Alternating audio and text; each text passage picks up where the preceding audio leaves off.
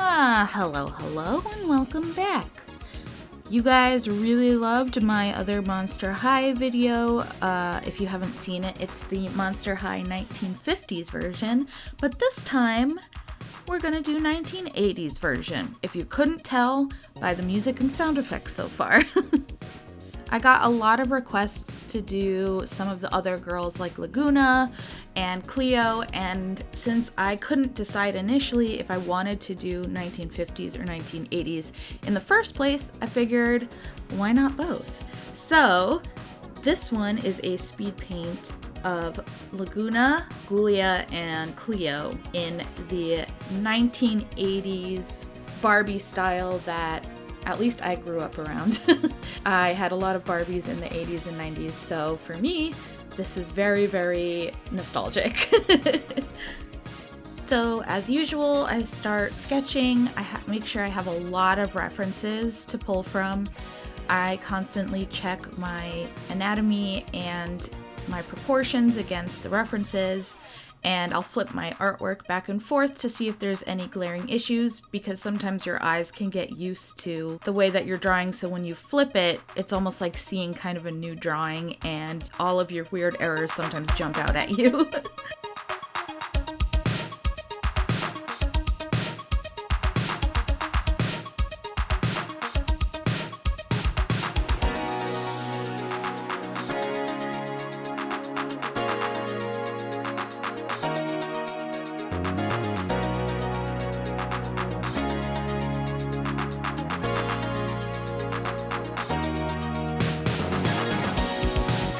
I have examples on my phone that I'm holding in this. You can kind of see it in there, but I have a lot of examples of how this particular artist approached clothing, so I wanted to make sure I was matching that. I noticed that this artist, who I could not find a name for, they did a lot of bubbly looking folds, is the best way I can explain it, so I wanted to make sure that I incorporated the same simple bubbly folds in my work as well. Also, I struggled with this hat for some reason, and at one point it ends up looking like a sombrero.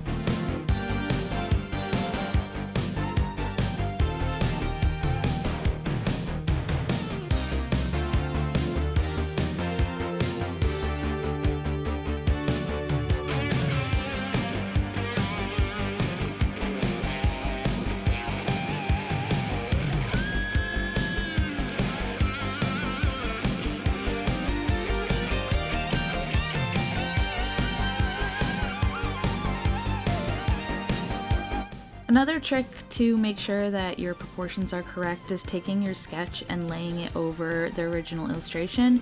You can see I kind of adjust a little bit. I know it goes fast, but I adjust a little bit on places where she is too short or too long and tweak a few things. And then I continue on from there.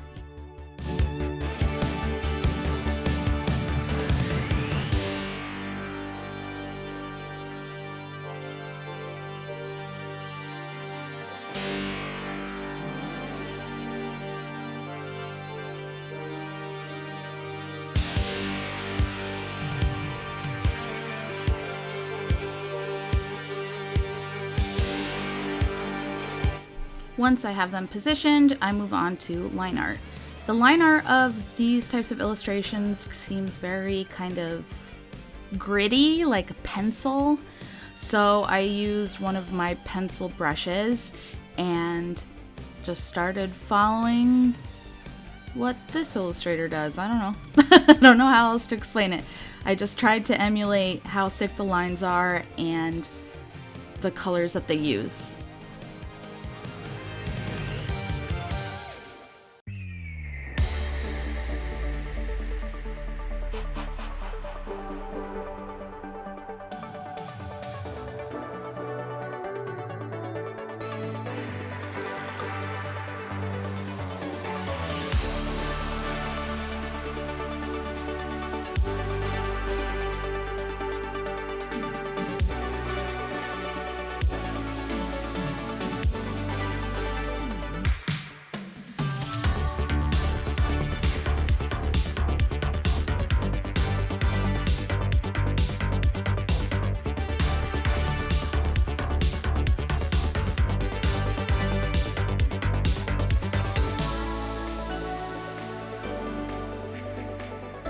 I get questions sometimes on the dimensions that I work on. Normally I do 9x12, 300 dpi.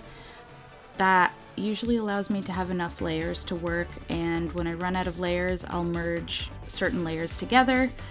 All of these girls currently are on different layers, but once I get the line art finalized, I will merge all of the line art together, which helps cut down on layer storage space or whatever it is. I don't know what they call it.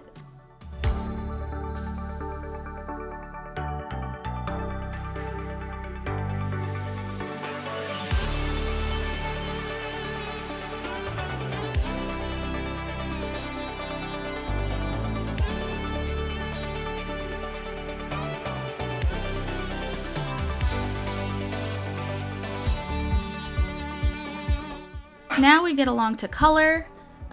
I tried to pull in photos of colors that I really like, and then I drop right from them, and I tried to pull all of my colors from those to keep a very similar and limited palette. One tip for achieving a vintage look is to have a limited palette and using the same kind of colors over and over again. So I'll try to use similar blues across all of the girls, similar pinks across all of the girls, similar whites, etc.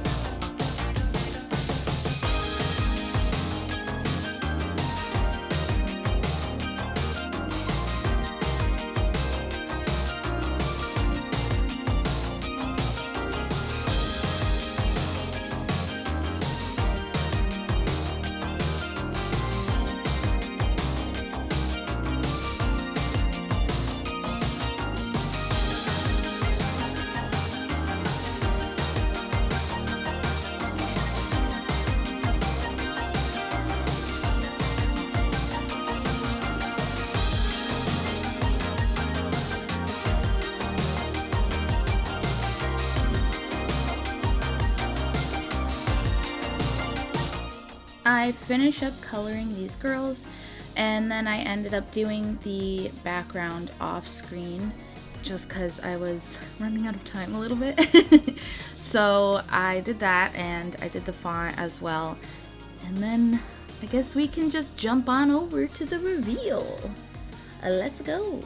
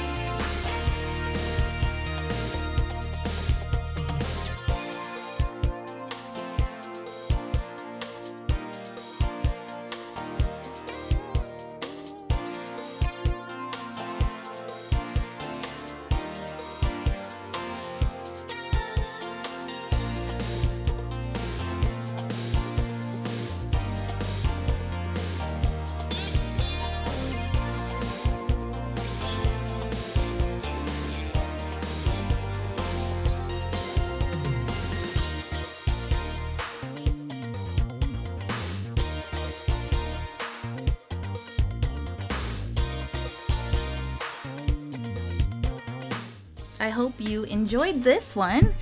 Which one is your favorite, the 1950s version or the 1980s version? As tedious as it was, I think my favorite part was doing the hair, and then I think doing the sparkles as well. Sparkles were really fun to do.